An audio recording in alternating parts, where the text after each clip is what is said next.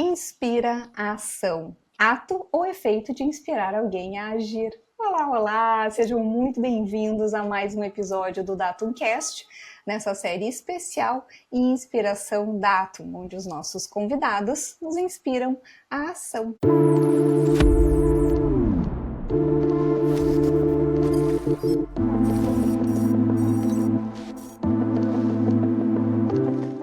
Eu sou a Paula Consoni, atuo como Head de Marketing na Datum, como uma curiosa autodeclarada. Eu tenho certeza que eu tô no lugar certo. E quem também sempre tá no lugar certo junto comigo, é uma alegria receber. Eu já perdi as contas de quantos episódios a gente já gravou juntas, Dai. Que alegria ter você aqui. Ai, a alegria é sempre minha também, Paula. E tô aqui super animada para ouvir essa nossa convidada. Opa, dei um Muito. spoiler que é uma mulher. Não, tudo certo, sem problema nenhum. A gente vai conversar hoje, Dai, com uma eterna aprendiz. Eu acho que existe muita humildade em alguém que se posiciona dessa forma.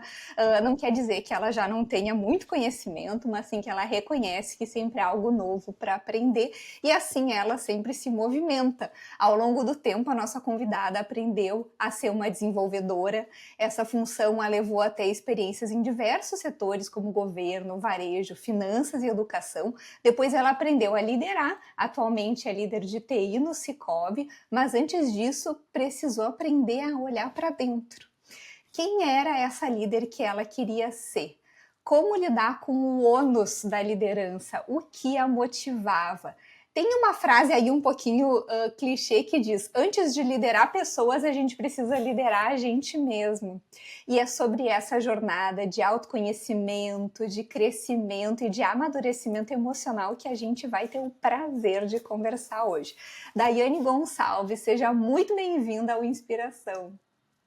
Paula, muito obrigada, tanto a Paula como a Dai, né? Obrigada por este momento, por poder compartilhar a minha história com vocês. E Prazer. realmente, a gente se colocar na posição de aprendiz não tem coisa melhor.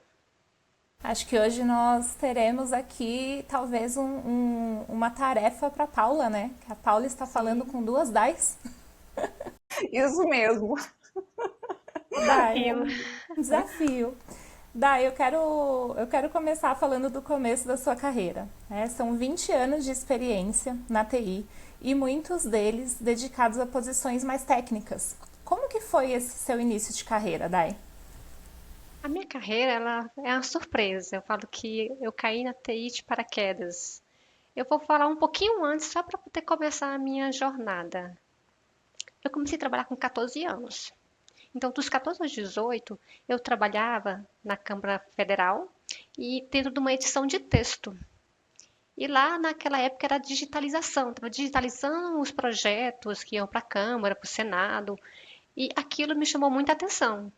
Não era tecnologia, mas era a tecnologia que nós tínhamos naquela época. Foi em 96, então tem bastante tempo. E aí, quando eu fui fazer o meu vestibular, eu fiz em dois cursos. Eu fiz um curso de turismo e um curso de computação, nada a ver, né? Mas por coincidência ou por ordem divina, né?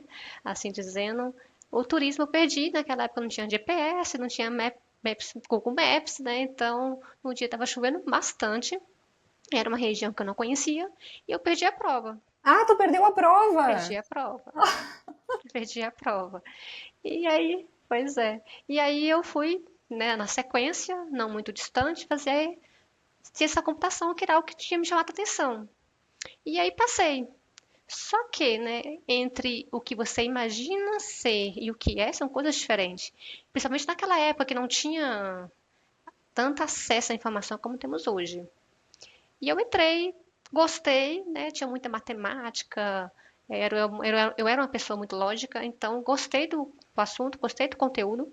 Tanto é que a minha turma, ela se formou 5 mulheres, né, da turma, e que trabalha exatamente com tecnologia no grau de profundidade, só eu.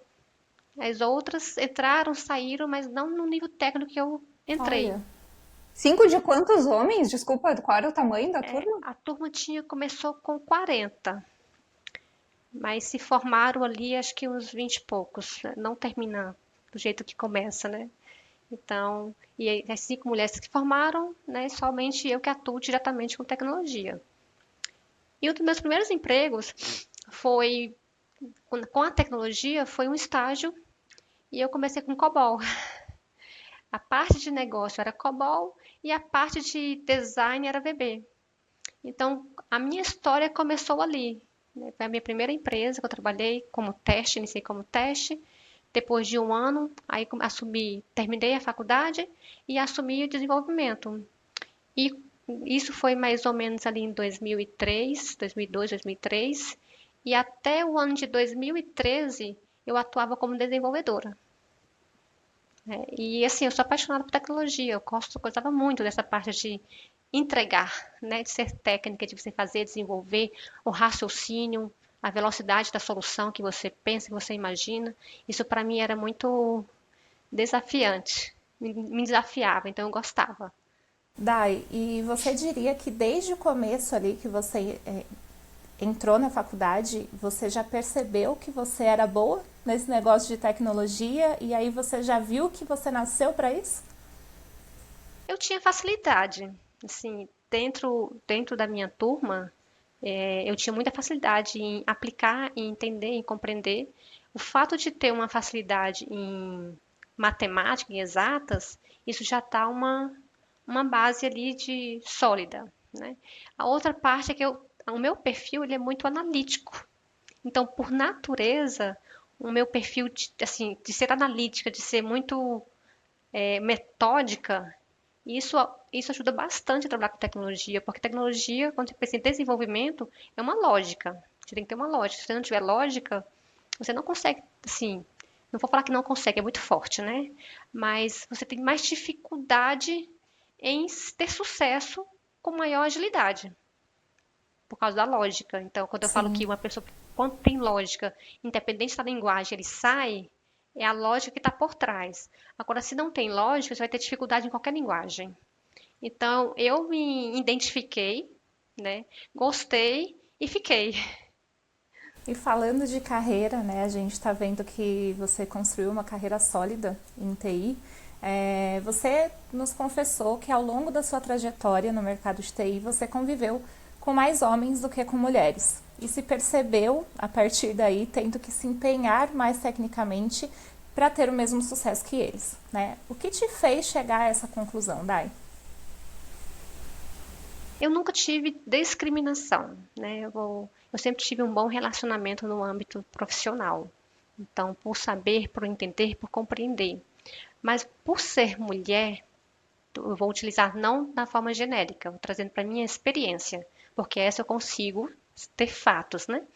Então, a gente percebe em alguns tipos de comportamento a forma como a pessoa fala com você, a forma como ela argumenta. Você percebe que ele está questionando ali a sua especialidade, tá ali desafiando a você saber se de fato você sabe. Então, isso me fez, do ponto de vista de mulher, querer sempre saber aprender mais, não querer ser mais, é diferente, né? Então, eu ter domínio, como eu sou um pouco perfeccionista, né, nas minhas entregas, nas minhas atividades, então eu me cobro muito. Então, não é nem o fato do outro cobrar. Eu me cobro porque eu quero entregar o melhor. Para mim entregar o melhor, eu preciso entender. Então, eu sempre gosto de saber o porquê e para quê. Porque se eu sei o porquê e para quê, vai me motivar a querer fazer melhor e eu saber o que de fato vai sair do outro lado. Agora, quando eu não entendo o porquê e para quê, vai sair, pode ser que saia algo bom, mas pode ser que saia algo ruim também, porque eu não sei qual a motivação, qual é o objetivo. Então, quando eu discuto com alguém, eu vou discutir com causa, porque eu sei do que eu estou falando. Sempre com Então, propriedade, né? com propriedade, exatamente. Eu estudo, eu olho, eu leio, não tenho medo de dizer, desculpa, não sei, não compreendo, pode repetir, porque quando você esconde ali, né, coloca ali do ladinho que você não entendeu, como é que você vai entregar se você não entendeu? Então, eu tenho assim, essa humildade, falar assim, ó, não entendi, não sei do que você está falando, pode me esclarecer, por favor? Né? Então, isso faz parte de uma atividade, faz parte de entender, de compreender, porque somos seres humanos e Com não sabemos de certeza. tudo, Com né? certeza. Então, quando eu trago isso para um ambiente masculino, fazendo um link, né? Então, por eu saber, querer saber o porquê e para quê, a minha dificuldade ela foi bem menor de se inserir. Mas a gente percebe nas perguntas, no comportamento, a forma como as pessoas falam, né? Então, a gente passa por algumas nuances, mas tudo o que importa não é o fato de você passar, é como você sai do outro lado. Eu acho que essa é a chave do sucesso. É como você se comporta após aquele comportamento. Se você ter atenção, ele vai exponenciar, você vai dar valor àquele comportamento. Quando você fala que aquele não tem valor aquele comportamento, o que importa é o que eu sei, como eu me posiciono, eu sei o que eu estou falando, isso faz diferença, porque a próxima vez que essa pessoa vir conversar com você, ele vai vir com propriedade, com respeito, né? Então, eu olho por este ângulo. Com certeza. E pegando um gancho com isso que você nos traz, de estar sempre aprendendo e se aperfeiçoando, como dev e analista de sistemas, né, que você até trouxe aqui para nós, você pode se experimentar, digamos assim, em diferentes segmentos. Conta pra gente qual deles exigiu mais de você ou permitiu que você explorasse mais das suas habilidades. Liderar. Eu não falo nem desenvolvimento, nem na parte analista. Esses, eu vou falar que foi fácil, mas não quer dizer que foi fácil. Mas fazendo um parâmetro, né, um paradigma com liderar pessoas, eu não vou nem liderar pessoas, vou trazer primeiro para mim, liderar a mim antes de liderar as pessoas. Eu acho que esse foi o maior desafio, porque tem alguns comportamentos que a gente só percebe quando você é colocado à prova. Isso, em que sentido, Dai, né? Assim, vou trazer agora para dar peso a essa resposta. Por que liderar a mim mesmo e liderar pessoas? Quando eu era desenvolvedora, era eu comigo mesmo. Então eu ia, aprendia e entregava. Parte analista, subi um degrauzinho, porque agora eu tenho que ter uma interação mais com pessoas, né? Então eu preciso ter ali mais um jogo de cintura para entender, compreender. Foi um desafio também. Mas liderar pessoas, esse foi.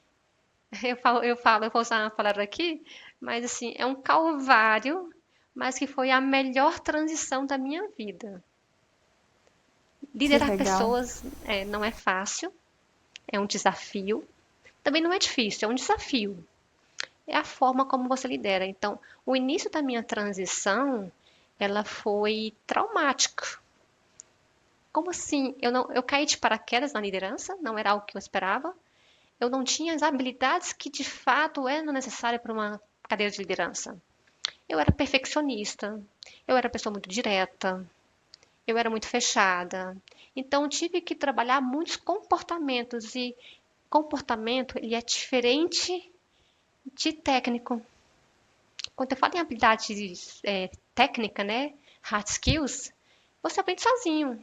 Você vai lá, abre o caderninho, abre o livro, vai na internet e tá tudo certo, porque você não olha para você, você olha só para o que tem que entregar.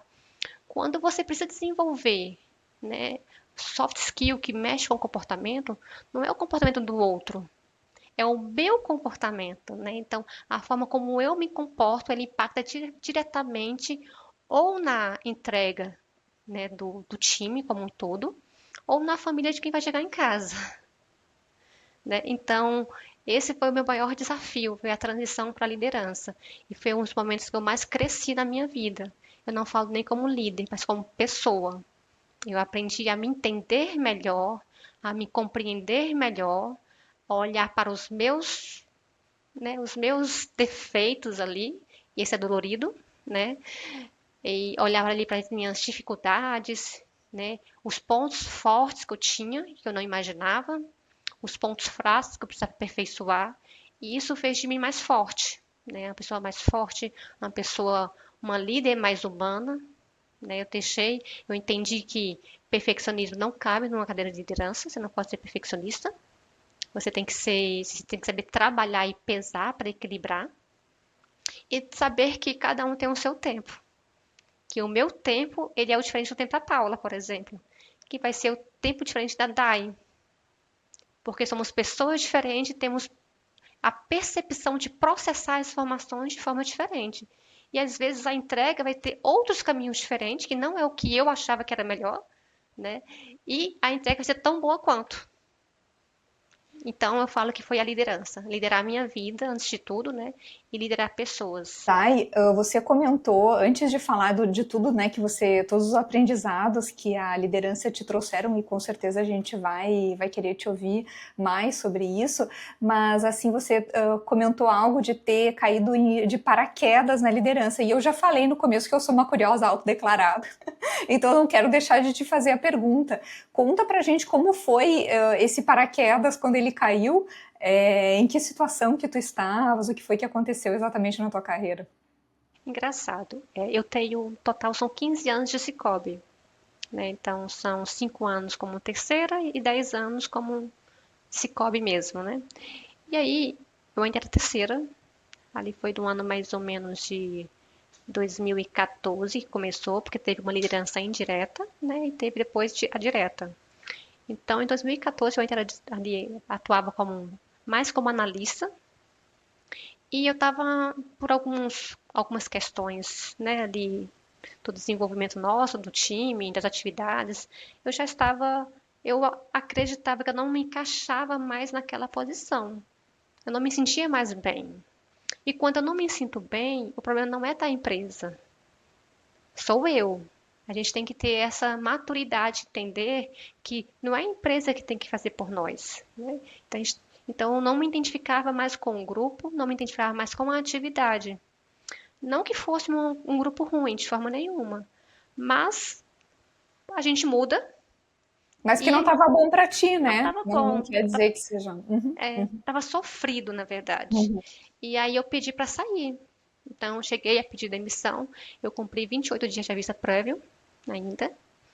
E aí nessas 4 semanas, né, antes de fato terminar, eu tinha reuniões semanais com analistas, a minha líder, o meu gerente, para tentar assim, mudar de ideia e ficar. Eu desisti 2 dias antes. Então, assim, se eu fosse um dia seguinte, eu já não teria mais a possibilidade de desistência, porque já tinha cumprido de fato o aviso. Só que eu te coloquei algumas condições, né? E, assim, uma das condições era eu não fazer mais parte daquele grupo, daquele time, eu queria outra coisa. E aí surgiu, o meu gerente me deu a possibilidade de criar um grupo, que é justamente esse que eu delego hoje, que era para poder fazer ali, atuar como facilitador entre times de testes de desenvolvimento, áreas técnicas, porque eu era técnica, então eu entendia do assunto. E aí tinha assim um conflito muito grande aqui entre os dois, desenvolvedor e homologador. Então era pedra e vidraça. E aí eu vim justamente para poder trazer uma harmonia. Então eu atuei ali mais ou menos por mais um ano nesse time, criando. Então era eu e mais uma amiga, era quase como uma equipe, era duas pessoas. E é engraçado isso, porque naquela época eu era muito técnica ainda, então eu não me enxergava num perfil de delegar, né? Então, mas acho que meu gerente viu alguma coisa em mim que, né? Aqui no Cicobi tem, assim, até hoje, pode ser que mude, mas o perfil de líder aqui, geralmente eles vêm de uma área técnica. Então, ele é técnico e vai subindo e ele vira líder. E a minha carreira também foi assim. Só que aí o paraquedas, por que paraquedas?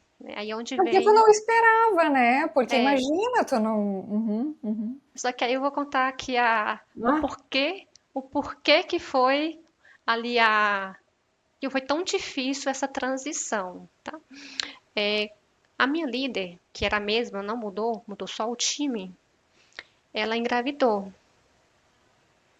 E aí ela saiu de licença. Quando ela saiu de licença, aí eu assumi de forma indireta a equipe que eu pedi para sair. amiga, não é paraquedas, isso é uma bomba atômica. Isso que eu ia falar. Pois é. Eu não queria estar na tua pele, Pois gata. é, Que loucura. foi uma Ah, loucura. Então, de forma indireta, aqui no Cicobi são 6 meses de licença, mais um mês de férias, então ficou uns 7 meses ausente. E eu assumi esse time. E eu sabia ali dos gaps, né, ali das coisas mais difíceis. E aí foi muito traumático para mim, porque eu não conseguia entregar. Então, quando ela voltou, eu falei, nossa, que bom, ela voltou, tá tudo certo. Só que tinha um outro detalhe, eu ainda acho que eu não comentei com a Dai da outra vez. Ela era casada, só que ela morava em Brasília e o marido em Minas. Então, enquanto eles não tinham filho, era altamente gerenciável. Como ela teve filho, quando ela voltou, ficou complicado, porque a família dela não era daqui, era de Minas. E aí ela pediu demissão. Então, eu voltei a assumir o time agora na posição de liderar ali ainda de forma indireta. Passei mais um ano de forma indireta. E aí, quando o meu gerente veio de fato com a liderança, eu não imaginava, porque assim, uma coisa é você ser colocada como temporária para poder suprir uma necessidade, e em função da quantidade de problema que se teve ali, né, em relação a. Eu tinha dois times com comportamentos totalmente diferentes. O time que eu tinha montado era perfeito. A gente tinha uma comunicação tranquila, a gente se entendia. E o time que eu saí era muito Já tinha um desafiante. histórico traumático, né, Dai? Exatamente. Então, assim, foi muito difícil para mim. Foi muito. Mas eu agradeço, porque foi através dele que eu cresci. Né? Então, eu tenho uma eterna gratidão com eles. Eu sou amiga deles, sou amiga da minha ex-chefe, ela voltou de novo, né, com home office, tá aqui novamente, é uma pessoa sensacional. Mas o que que isso quer dizer, né? Esse foi o paraquedas. Então, por isso que eu usei o termo lá atrás, eu falei calvário, não foi? Foi um calvário, porque assim, além de ter dificuldades com times diferentes, né, o que eu pedi para sair, porque de certa forma a falta de maturidade, a falta de, né, de experiência, nos leva a ter comportamentos que, infelizmente, dificultam mais ainda. Então, eu tive minhas falhas, claro, né, não, eles tiveram as falhas deles, mas, enfim, no final deu sucesso, saiu alguns feridos, né, mas ninguém saiu morto. E eu considero que foi um case de sucesso para mim. mas certamente, eu também considero. Não que a minha opinião valha muita coisa, mas assim, Com Foi. colocar aqui. certeza. Só de você estar Esse aí até hoje, né, já diz muita É coisa. verdade. São 15 anos. são Nossa, 15 anos. parabéns. E são 15 anos de atividades diferentes, não é a mesma. Então, tem desafios diferentes todos os dias. E isso é instigador. Com certeza. E daí é muito gostoso, até interessante ouvir você falar de maturidade emocional, né? Que foi um termo que você precisou estudar, que você precisou ir atrás e se desenvolver para que você conseguisse alcançar os seus objetivos com aquele novo desafio, né? Que te foi dado. Quais foram as técnicas que você procurou para se desenvolver na época, Dai? Vocês vão achar isso intrigante. Assim, o primeiro olhar que eu olhei, que eu trouxe para mim, foi inteligência emocional. Então, eu não entendia muito do assunto. Aí teve aquele método CIS, né? Não sei se vocês conhecem, do Paulo Vieira. E aí eu pensei, eu vou experimentar isso aqui para saber o que que é. E ali me trouxe uma visão superficial ali de conhecimento, o que que seria inteligência emocional, traumas, crenças, valores, que são muito importantes, né? Entender, compreender. Ali foi o meu primeiro contato. O meu segundo contato foi, eu fiz coach, todo o processo de coach para aprender como é que, né, modela, como é que você entende objetivos, metas, crenças, valores. Também passei por um processo de coach, né, para poder entender o que que era o coach, vou fazer o auto-coach comigo. Em seguida, nesse curso de coach, eu conheci uma colega e aí ela me chamou para fazer um curso de hipnose. Curioso. Imagina, né? Curioso, curiosíssimo. E aí eu falei assim, interessante. Aí eu falei assim, vamos, eu aceito, eu topo. Eu fui fazer o curso de hipnose. Eu vou dizer que aquela primeira experiência que eu tive, ela foi rasa, porque coloca uma pessoa analítica em um curso de hipnose. Mas desculpa a minha absoluta ignorância no assunto. Você vai fazer um curso de hipnose, tipo, você não vai aprender a hipnotizar pessoas, você vai Não, passar pelo processo, uma mentoria através de hipnose? O que não, é é isso? uma auto-hipnose. Foi Ah, auto-hipnose, o foco era mais em mim. tipo Sim, um mergulho oh meu Deus, esqueci como se diz, como você vai fazer uma meditação, uma isso. meditação profunda É, num é encontro. algo, é algo nessa linha, né? Porque a hipnose ela não te deixa doida, como o pessoal imagina, Não, né? não, Então, sim, sim. vamos, Não né? é para comer cebola, né? Que a gente vê na televisão. Não, Ai, agora não. come uma cebola. Não, tá. Não, não é bem isso não. A hipnose, ele te deixa você em uma transe. Então, te deixa ali o consciente e o subconsciente mais, como vou usar? Mais conectado, é. Essa palavra mesmo também. E aí eu fui fazer, né, assim, eu estava aberta, né? Eu estava aceitando tudo. E aí eu fiz esse curso. Falar que eu tive muito proveito, eu estaria sendo, né, aqui uma pessoa mentirosa. Porque uma analítica dentro de um curso de hipnose que não acredita no que está vendo, que tem que ter dados, tem que ter fato, tem que ter evidência, não vai sair muito suco dessa laranja. Mas foi uma experiência interessante.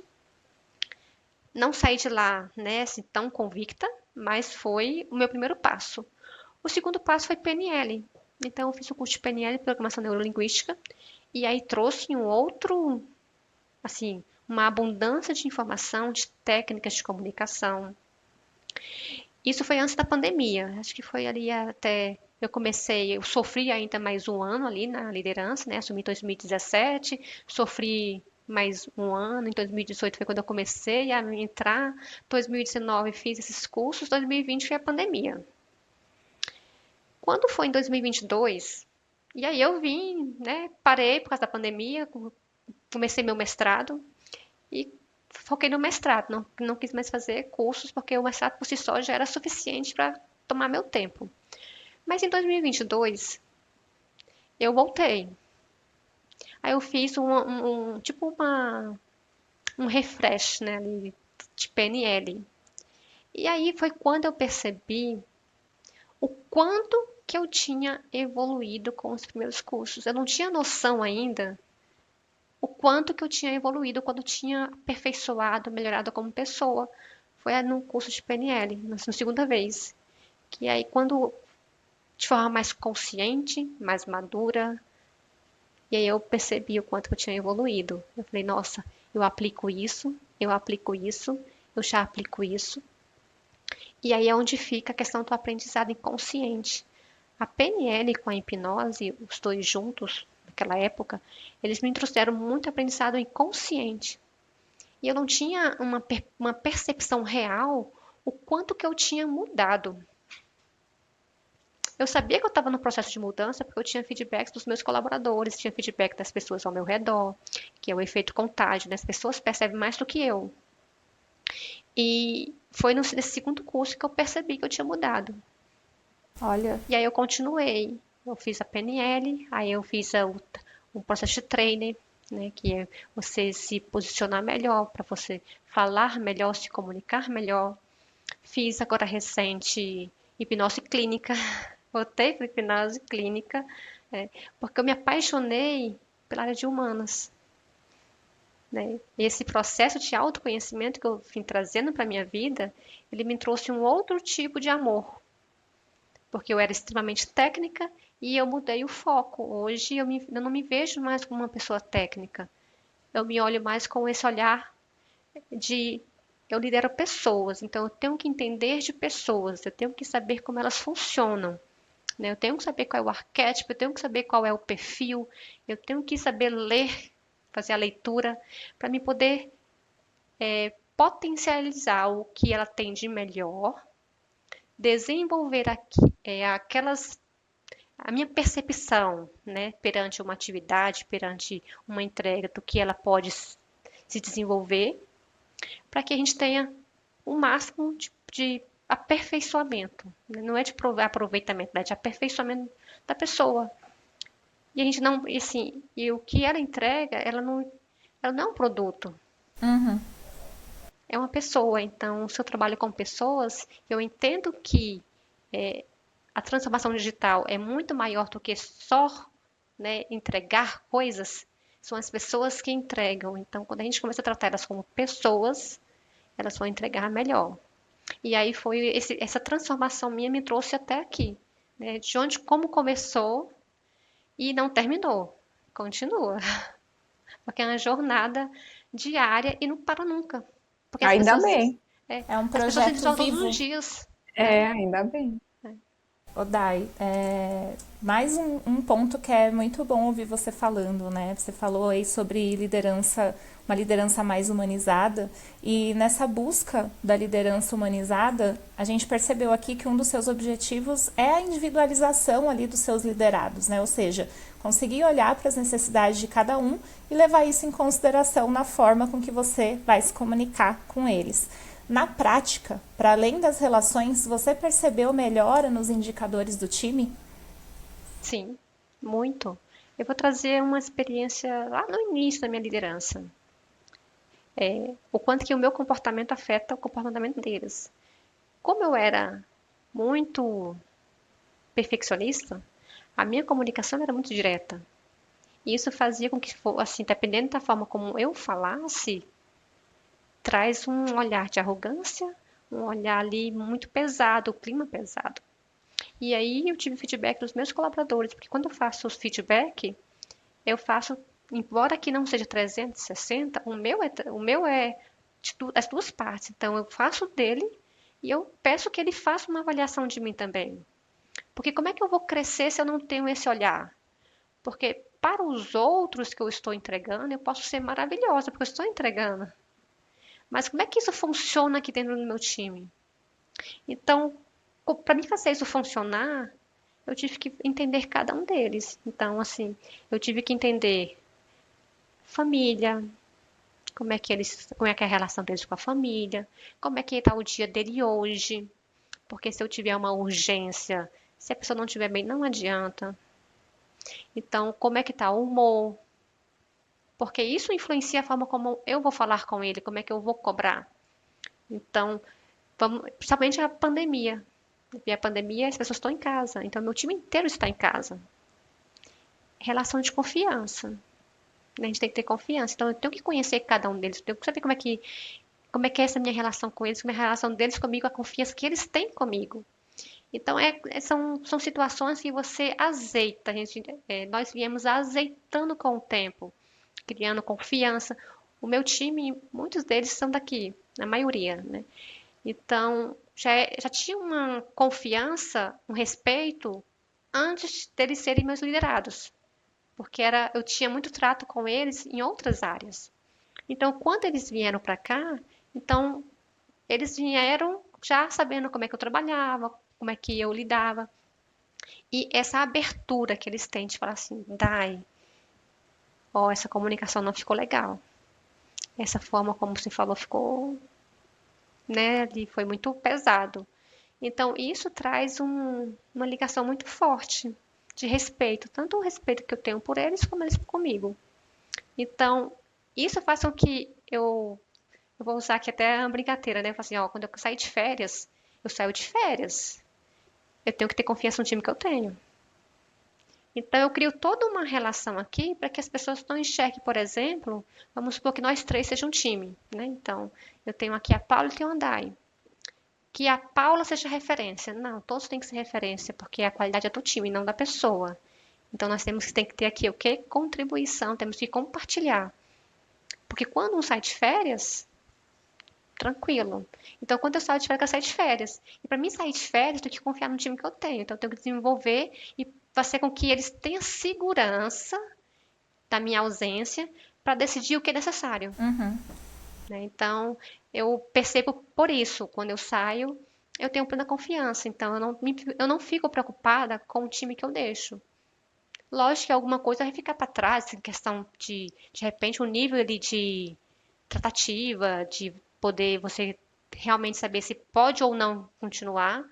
Tem alguns receios de discutir também, mas a grande maioria eu saio tranquila. É muito. Sabe que. Ai, desculpa. Imagina, eu só ia dizer que é muito o que a gente fala muito aqui nesse pod, que é um dos maiores desafios é montar times de qualidade, times fortes, times de confiança, né? E você traz isso aqui pra gente também. E também a questão da importância de manter boas relações. Né? Você mostra que como isso faz diferença no dia a dia. Muito legal, Dai. Desculpa, Paula, pode falar agora. Não, imagina pedir desculpa. Eu ia comentar que eu deixei anotado no primeiro, na primeira reunião que nós fizemos, daí quando eu te conheci, eu deixei um post-it na minha aqui no colado aqui de algo que você me falou, que foi justamente nessa, você não usou agora a mesma frase, mas que você falou sobre isso, que quanto mais a gente compartilha, menos a gente trabalha. E eu deixo aqui para me lembrar também. Então, obrigada por esse reforço, eu tenho certeza que inspirou as pessoas que estão nos ouvindo. Eu gosto sempre de lembrar que toda quinta-feira a gente tem mais pessoas nos inspirando por aqui, no Inspiração, tanto no YouTube quanto no Spotify, então sigam para ouvir sempre tantas histórias inspiradoras quanto a que a Dai está dividindo hoje com a gente.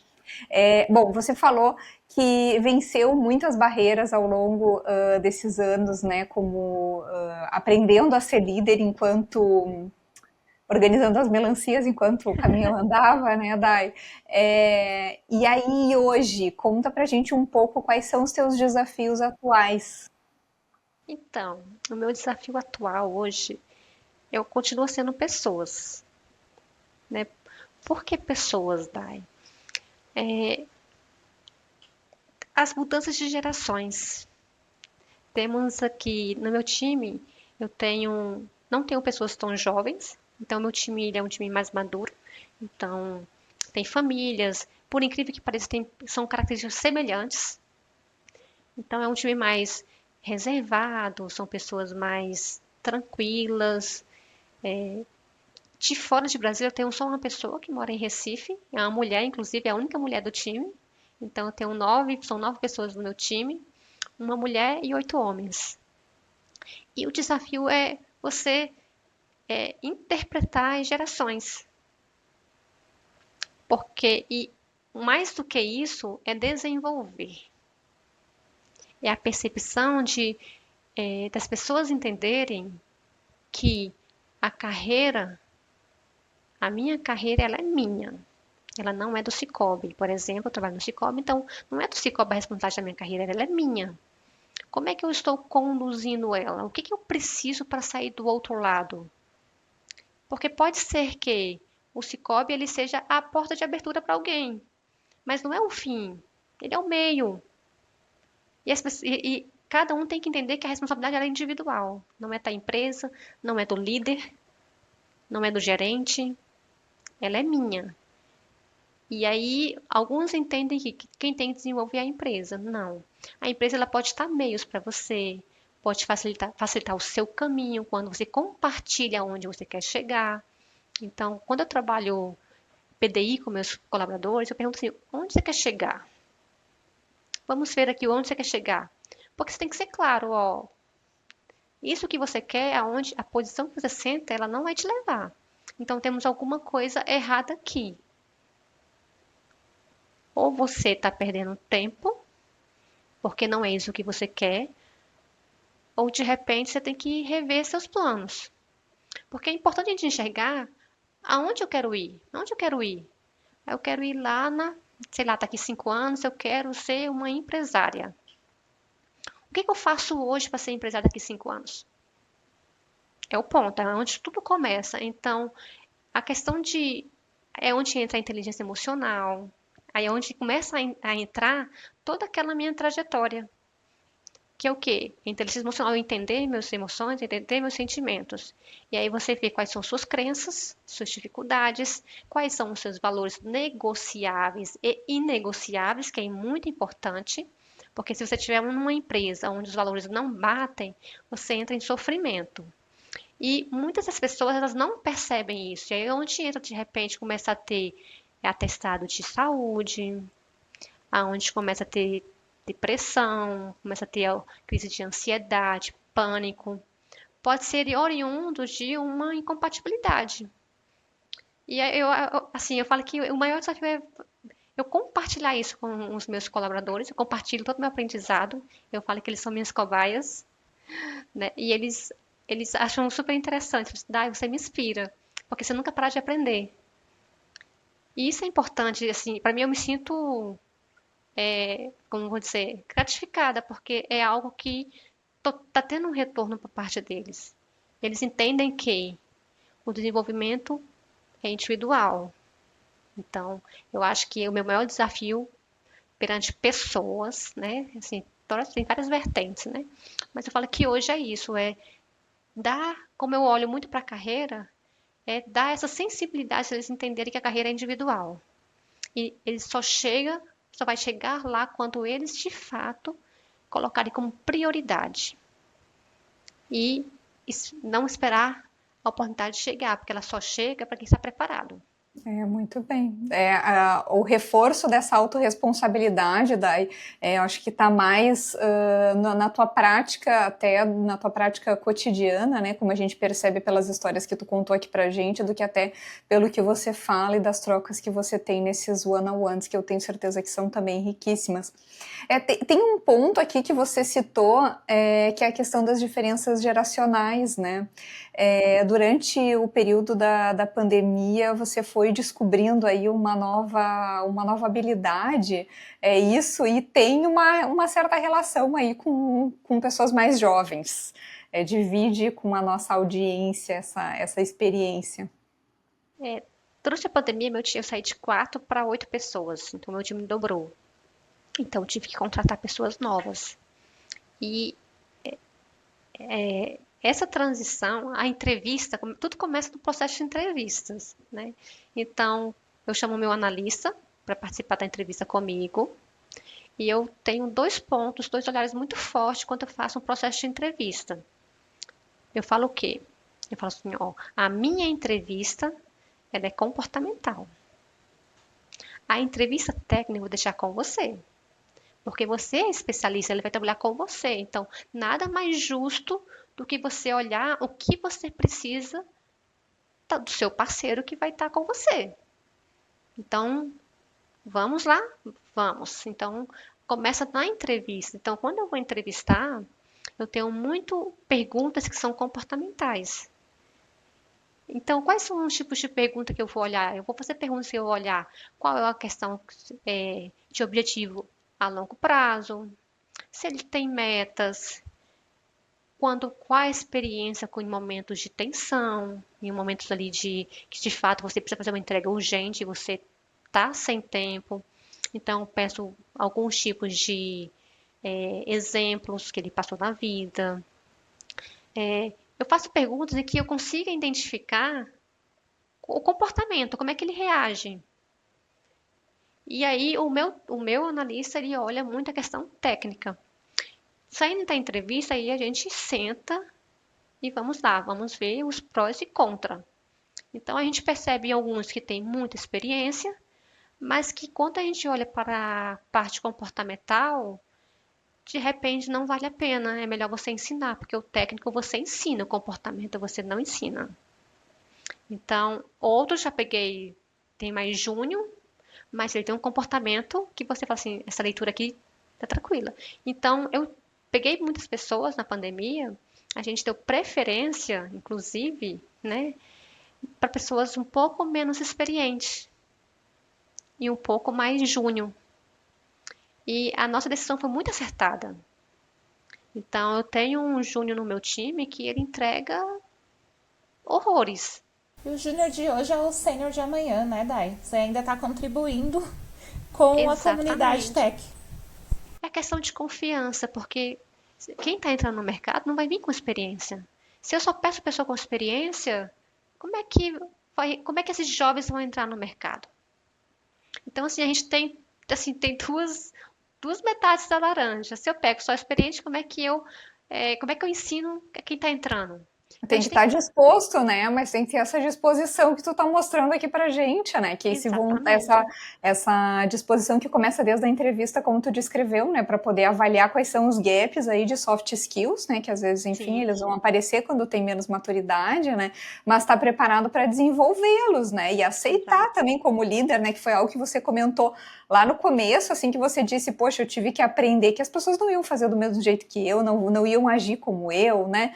E tá disposto a aceitar, assim, a diferença, né? Quando a gente fala de diferenças geracionais, que era ali, né, a pergunta, o que eu tinha colocado para ti, às vezes o mais importante é o que você me respondeu, não é qual é a diferença geracional, mas como que você vai lidar e Lidar com seguir ela. aprendendo, né, com essa diferença. Então, assim, muito interessante, né, a Dai trouxe um ponto aqui que a gente, né, novo pra gente, assim, Sim. né, não, Paula, não é sobre o que eu noto de diferente, né, mas, assim, muito interessante como ela também desafia a gente a pensar diferente, né, Dai.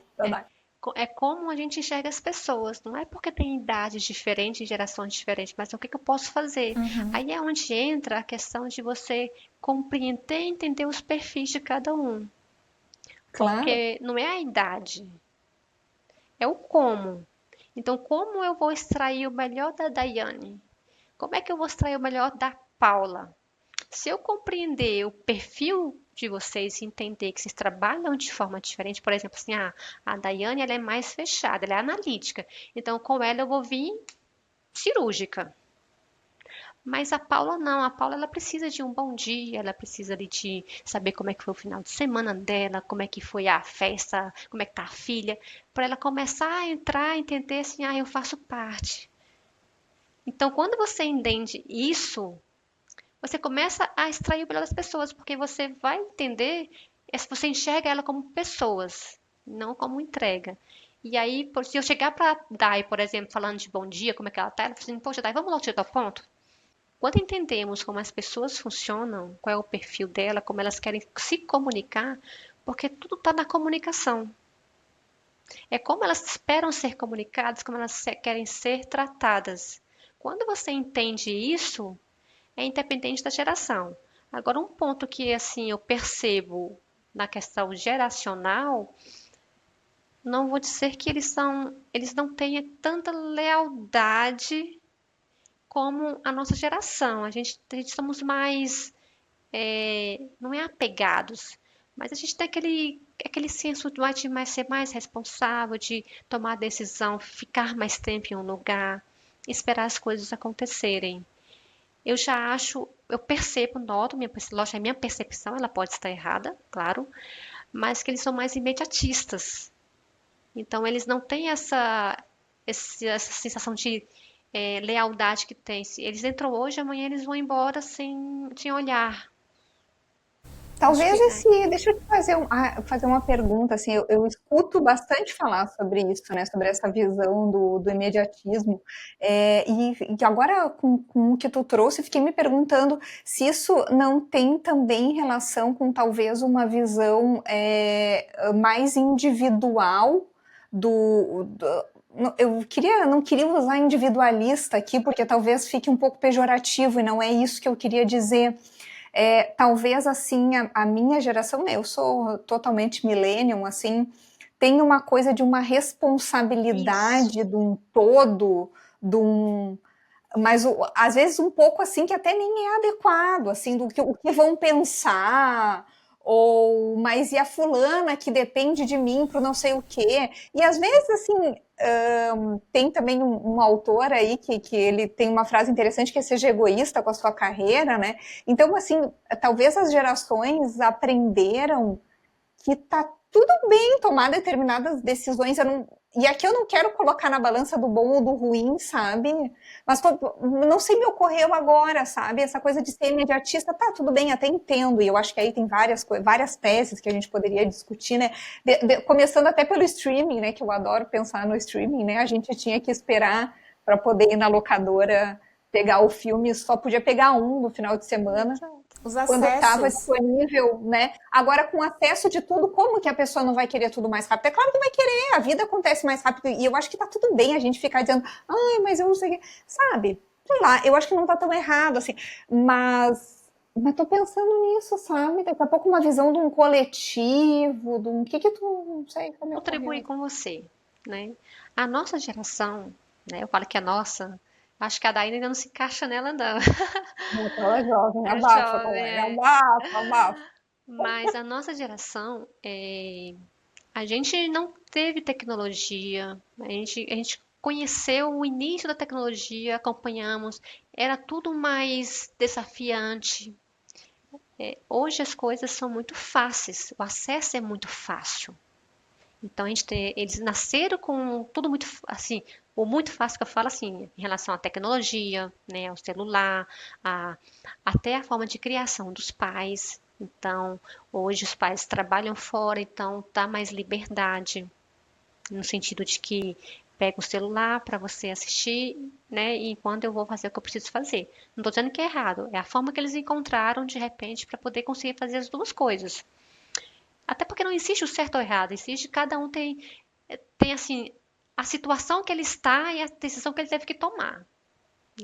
Então, quando você traz essa questão do individualismo, né, que não é bem o individualismo, que eu entendi onde Acho que é a a sua colocação, individualidade, né? A é individualidade, a é isso questão mesmo. de que eu não estou bem, eu vou sair, tá tudo certo. E já a nossa geração não, a gente pensa nas consequências. Poxa, eu não vou deixar a empresa na mão, deixa eu ensinar aqui o coleguinha do lado para que ele tenha continuidade. Ou então, na nossa geração, a gente foi ensinado, não sei se vocês, mas pelo menos o convívio que eu tenho, em que ó, você tem que trabalhar firme, duro, para ter suas coisas, para ter sua casa, seu carro, né? Para você ser alguém na vida. E hoje, eles perceberam que eles não precisam ter carro, ter casa para ser alguém na vida. Dai, para a gente finalizar, eu quero te perguntar sobre o futuro. Percebemos aqui, né, até agora, com a sua história, que a liderança foi algo que veio sem que você de fato almejasse, mas que te levou para uma incrível jornada de autoconhecimento. Com a visão de carreira que você tem agora, o que você espera conquistar daqui para frente?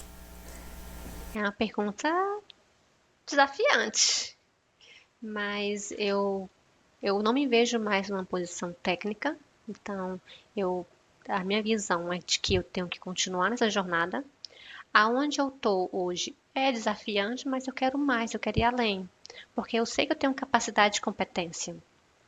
Então eu gosto muito me apaixonei pela área de humanos, né? Então é uma área que eu quero investir, vou continuar investindo.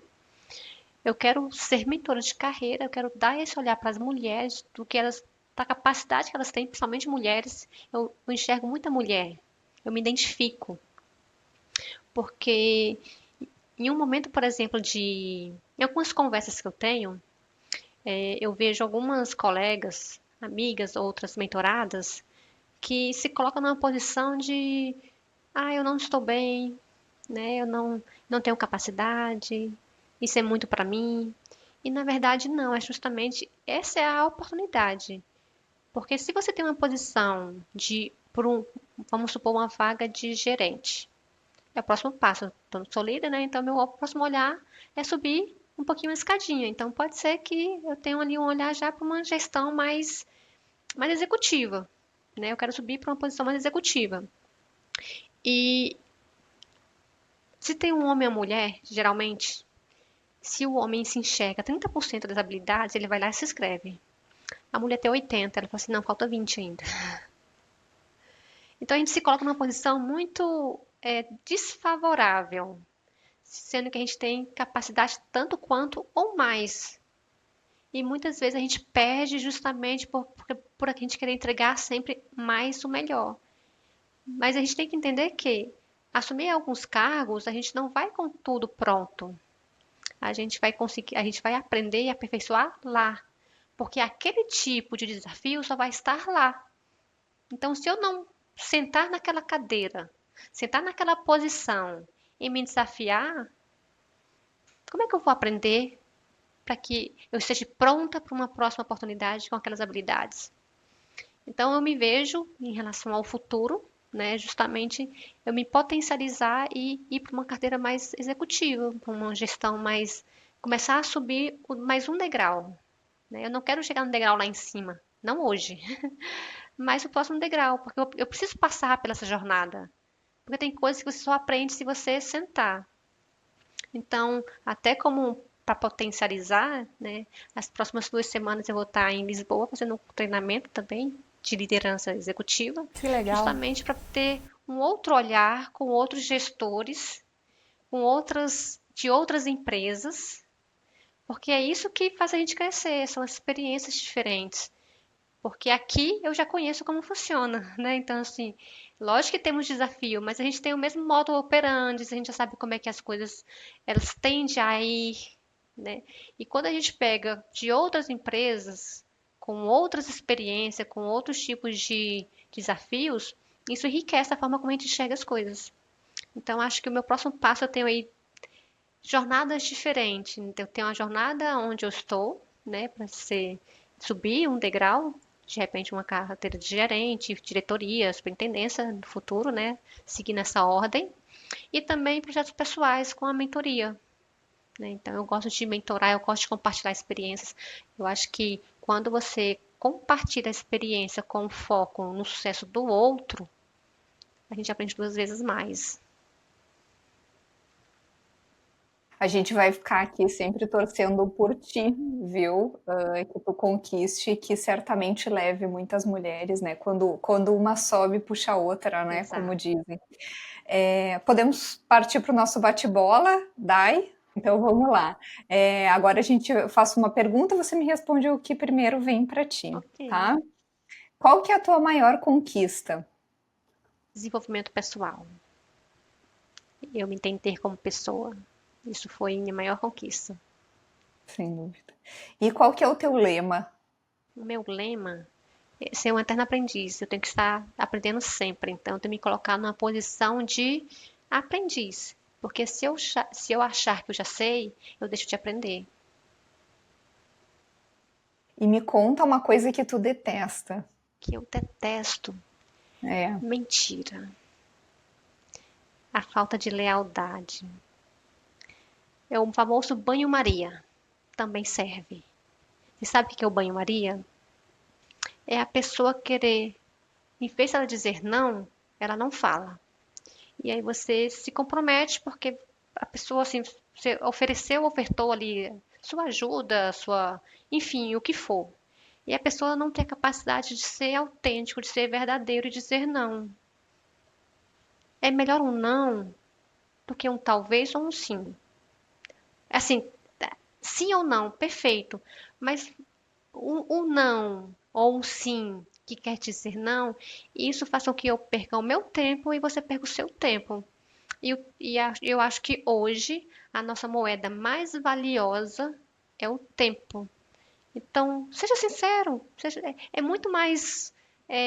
Não vai ofender, né? Pelo menos a para falta mim. de sinceridade, a falta de sinceridade faz a gente perder tempo e não ter sinceridade e perder tempo são dois itens do que você detesta que mais aparecem aqui, né? Exatamente. Eu gosto de jogar o tempo fora É. e isso. Bom, e por último, quem te inspira a ação? Quem me inspira a ação? Essa é uma pergunta que desafia mesmo, né? Essa eu não vou conseguir responder de forma tão direta. Mas o que mais me inspira é eu ser uma pessoa melhor todos os dias. Eu olho muito para a minha jornada. Isso não é individualismo, não é ego. É porque eu sei que eu tenho capacidade de ser melhor do que eu ontem. Eu acho que essa tua resposta agora no final, ela vai muito ao encontro de algo que você disse, e eu anotei aqui as aspas, não é pelo que você vai passar, mas como você vai sair do outro lado. E essa visão de autorresponsabilidade daí que você trouxe pra gente aqui durante esse episódio, né? E aí você se volta a dizer, bom, quem me inspira precisa ser eu mesma, porque eu preciso estar viva e me aperfeiçoando, que é outra palavra que você usou bastante durante essa jornada. Eu só posso fazer votos que você continue esse aperfeiçoamento, que você continue aperfeiçoando as pessoas que estão do teu lado, através da tua inspiração, a tua mensagem, o teu olhar. Para dentro, mas também para o coletivo, sabe? Que é realmente muito bonito, muito inspirador. Então, muito obrigada, Dai. Manda um beijo para Dai também. Agora fico confusa para agradecer, fica à vontade. Obrigada, Dai. Foi muito bacana esse bate-papo. Fez a gente sair, pelo menos eu tô saindo daqui com a cabeça assim, pensando muito mais ainda em desenvolvimento pessoal e olhar para as pessoas de forma individual, que é tão importante. Obrigada. Obrigada por contribuir aqui com o nosso canal e por inspirar outras pessoas. Então é isso. A gente se vê, como eu disse, toda quinta-feira. Espero poder te encontrar de novo. Um beijão, até. Tchau, gente. Obrigada pela oportunidade de compartilhar essa minha trajetória e poder inspirar outras pessoas também. Obrigada. Muito obrigada.